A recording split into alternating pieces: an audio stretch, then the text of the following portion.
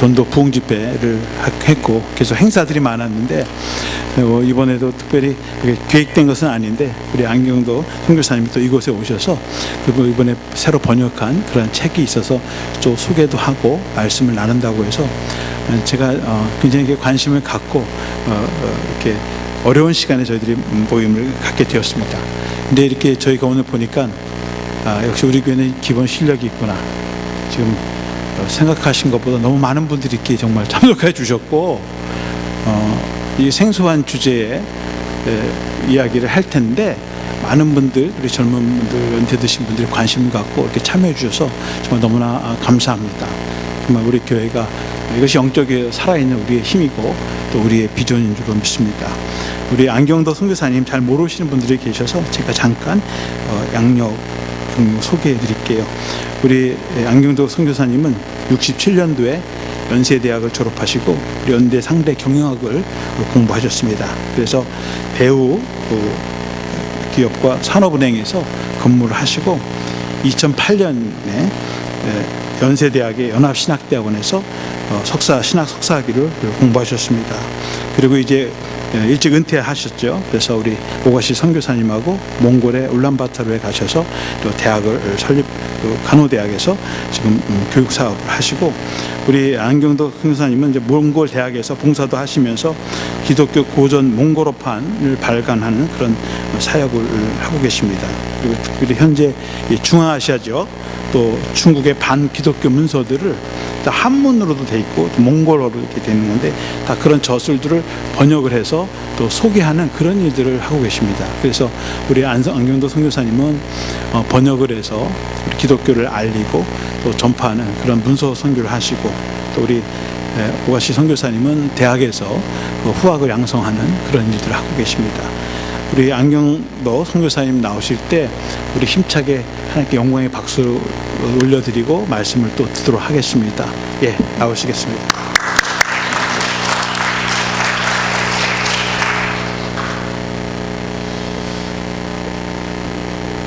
네, 괜찮습니다. 네.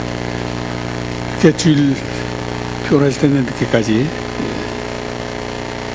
저는 지금까지는 사실 제가 오늘 말씀드리려는 내용은 아주 생소하신 내용일 겁니다. 왜냐하면 이제 저도 연합신학대학원에서 늦게 이제 공부를 할 때 이 얘기를 아무도 잘 안 해주더라고요. 그게 뭐냐 하면 앞으로 들으실 얘기인데 우리가 그동안에 기독교의 역사, 교회사를 사실 반만 교회에서 가르쳤어요.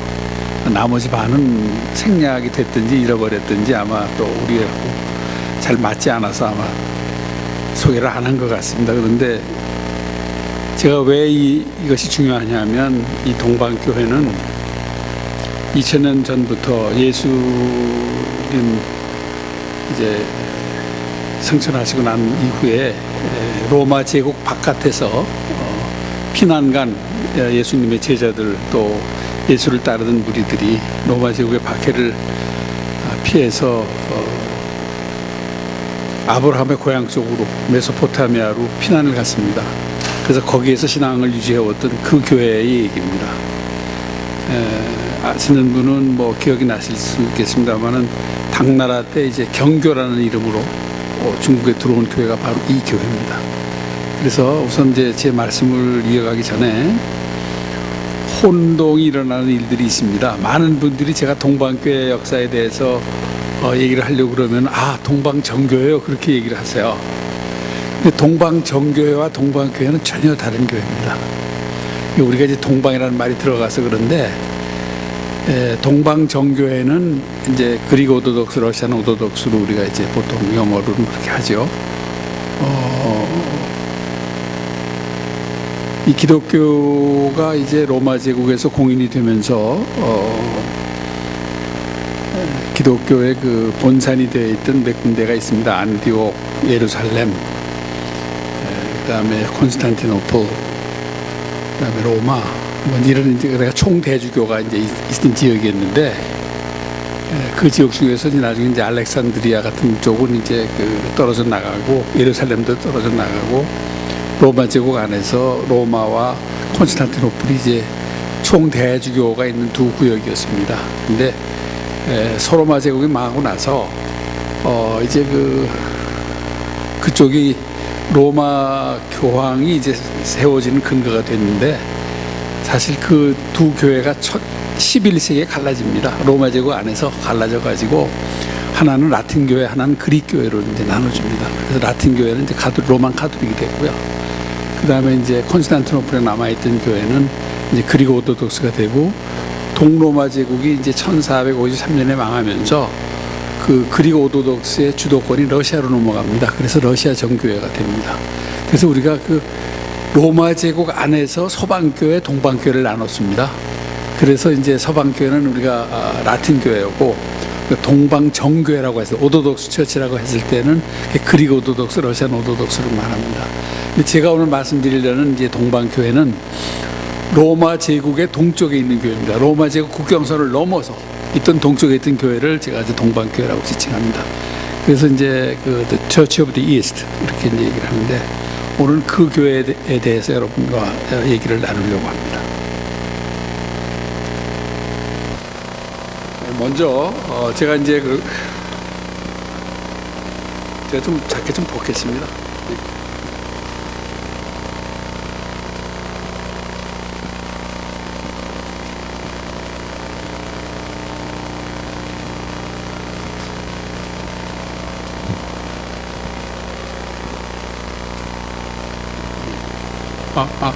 됩니까?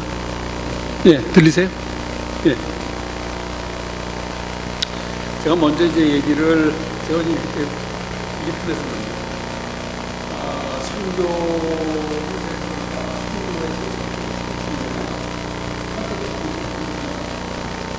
우리가 하는 보호를 받았어요. 보호를 받았는데, 그 선교 접촉이 여러 가지가 있습니다만은, 그중에서 이제 하나님의 일을 한국은 하나님이 굉장히 친숙하죠. 이걸로 할게요.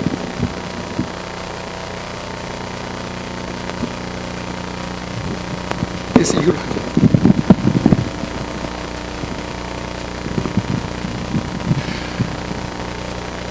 근데 이제 그 역사적으로 한번 우리가 살펴보면요, 하나님의 이름에서 우리 이제 익숙한 이름이 구약에서 여호와 야훼로 이제 하나님의 이름이 나오잖아요. 근데 바울이 그리스 지역, 로마 제국 지역에 기독교를 전하면서 하나님을 누구라 그러냐면 로드 주님으로 이제 편하게 소개를 했죠. 근데 이제 도민이라는 이름은 로마의 귀족, 그 밑에 하인들이 주인을 부를 때 쓰는 말이 도민입니다. 그러니까 이제 주님, 그래서 주인님 하는. 그러다가 이제 라틴으로 갈라지면서 라틴 교회에서는 데우스라는 말을 썼습니다. 그리고서 영국에서는 킹 제임스 버전을 만들 때 아마 그 논란이 있었다고 그래요. 그래서 하나님의 이름을 관사 없이, 정관사 없이 대문자로 가스로 표시를 했습니다. 중국에서는 마테오 리치가 와가지고 중국 고전을 굉장히 마테오 리치가 연구를 많이 했어요. 1583년에 마테오 리치가 중국 땅을 밟았는데 1610년에 죽었습니다. 북경에서. 그런데 마테오 리치가 그때 중국 고전을 연구하면서 공자의 논어나 이런 책에서 상제라는 개념을 발견합니다. 그래서 마테오 리치는 저 개념을 어떻게 썼냐 하면, 너희 선조들, 너희 대철인들이 하늘에 계신 신을 얘기할 때 상제라고 불렀는데, 그 상제를 너희가 그동안 잃어버렸었다. 상제라는 그분을 공경하는 걸 잃어버렸는데, 내가 너희한테 말하고자 하는 분이 바로 너희 공자님이 얘기하던 그 상제다. 그렇게 접점을 끌고 갔습니다. 그래서 나중에 이제 그 예수회가 그렇게 얘기를 끌고 갔는데, 나중에 이제 그게 또 예수의 문을 닫게 되는 이제 원인이 됐습니다. 그게 예수회가 너무 현지 적응주의를 심하게 했다. 그렇게 가지고서 이제 가톨릭 내에서 비판이 일어나가지고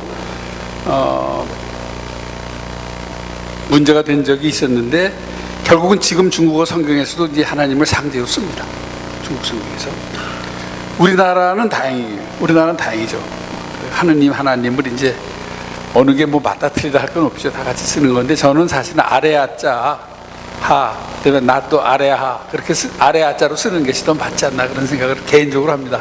아무튼 선교의 접점이라는 게 선교에서 굉장히 중요한 포인트라는 거는 제가 한번 먼저 말씀을 나누고서 그다음 이어가겠습니다. 그리고 이제 저희 몽골에서 삶은 제가 목사님 말씀해 주셔서 저희가 이제 가서 주로 한 거는 사실 제가 집사람 보조로 따라갔어요. 그래서 집사람이 하는 일을 이제 제가 도와주고 있고 지금도 뭐 그러고 있습니다만은 그동안에 간호회 불모지에서 514명 현재 지금 514명의 간호사를 만들어냈습니다. 몽골에. 그래서 뭐 숫자도 중요하지만은 얘네들이 이제 말하자면 선진 간호학을 공부를 해서 몽골 병원에서 우리 대학생 졸업생들이 아주 환영을 해요.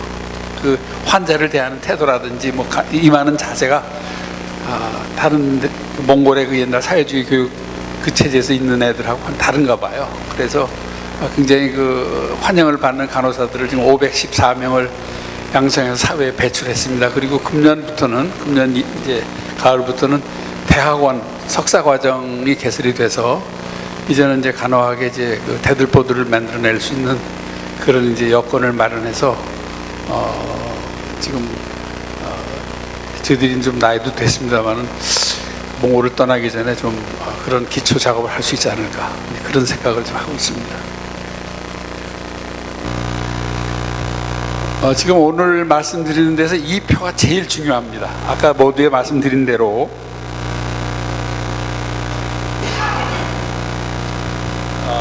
예수님 승천하신 이후에 이제 예루살렘이 파괴가 됩니다. 예루살렘이 파괴가 돼서 그게 아마 주 73년쯤에 제2의 디아스포라가 일어납니다. 예루살렘에 사람이 못 살게 됐죠. 그리고서 예루살렘 교회는 이제 그때 이미 끝나게 되는 거죠. 예루살렘 교회는 끝나게 되면서 전부 흩어집니다. 그래서 이제 313년 콘스탄티누스 황제가 기독교를 공인하게 될 때까지 약 240년 동안 로마 제국 안에서 기독교는 지하에 있게 됩니다. 그래서 이제 여러분들 로마에 가시면 카타콤베나 이런 이제 무덤 지하 도시들이 이제 기독교인들이 만들어서 거기서 신앙생활을 하던 그 유적들인데 이제 그런 지하에 있던 교회들이 초대교회 얼리 처치입니다. 그런데 그때 로마 제국에 남아서 신앙생활을 하던 크리스찬들이 있었고요. 그 다음에 로마 제국 바깥으로 피난을 간 그룹들이 있었습니다. 그 그룹들이 이제 어디로 피난을 갔냐 하면 유프라테스 강을 건너서 페르시아 쪽으로 피난을 갔습니다.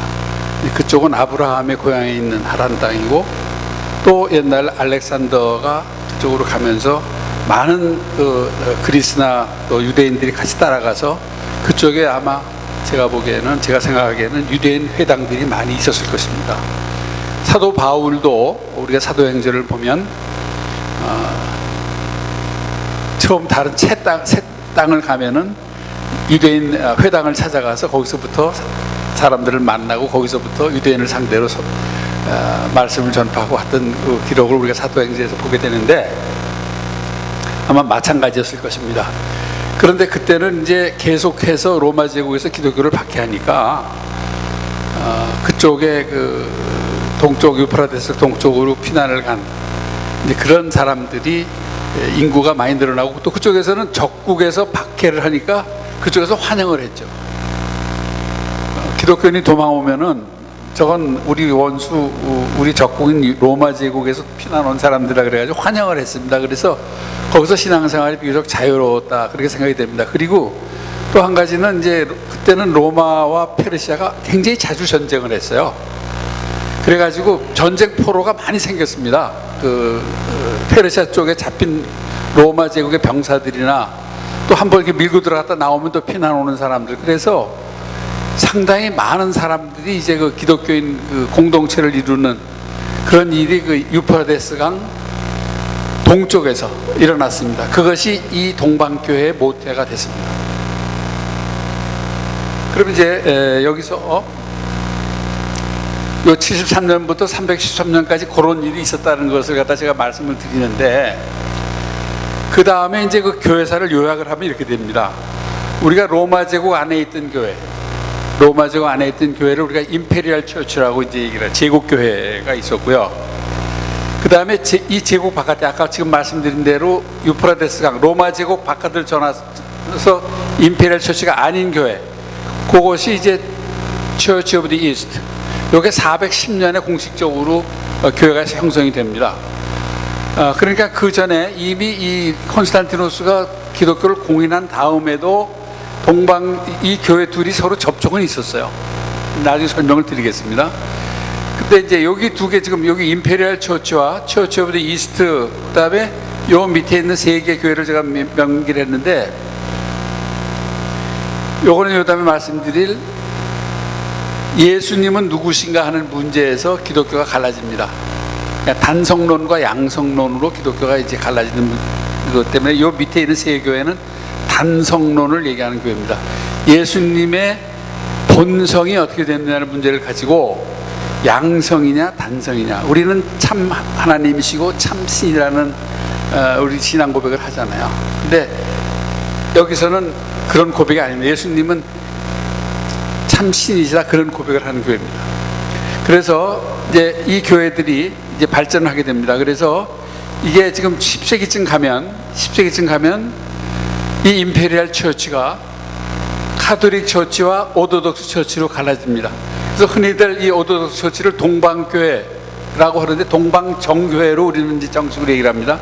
이 동방정교회, 이 라틴교회, 카톨릭, 이렇게 해서 갈라져 내려오죠. 그리고 이 교회는 이 교회대로 발전합니다. 이 교회는 이 교회대로 발전하고, 오늘은 제가 이 블루 요 얘기를 하려고 드리는 거죠. 그렇지만 전체적인 맥락에서 어떻게 된 그 얘기를 하려고 하기 때문에 이 표를 설명드리는 거죠. 그리고서 이제 지금부터 500년 전에 카톨릭 처치에서 개혁교회가 나오게 됩니다. 그러니까 지금 이 제국교회 전통은 전부 양성론에 근거한, 양성론이라는 신앙 그 고백을 하는 그 교회들이 카톨릭 처치와 오토독스 처치로 갈리고, 카톨릭 처치에서 리폼드 처치가 나오는 겁니다. 그리고 이제 이 교회들은 그대로 갑니다. 그래서 오늘은 이 교회를 얘기를 하려고 이 표를 소개해 드렸습니다. 이 뒤쪽 얘기는 잘 아는 거지만, 지금 신학교에서는, 우리 특히 개신교 신학교에서는 교회에서 하면 주로 이거를 가르쳐요. 이쪽을 오질 않아요. 여기 약간 건드리다가 리폼드 처치를 얘기를 하는 게 신학교에서 교회사의 주로 다루는 분야입니다.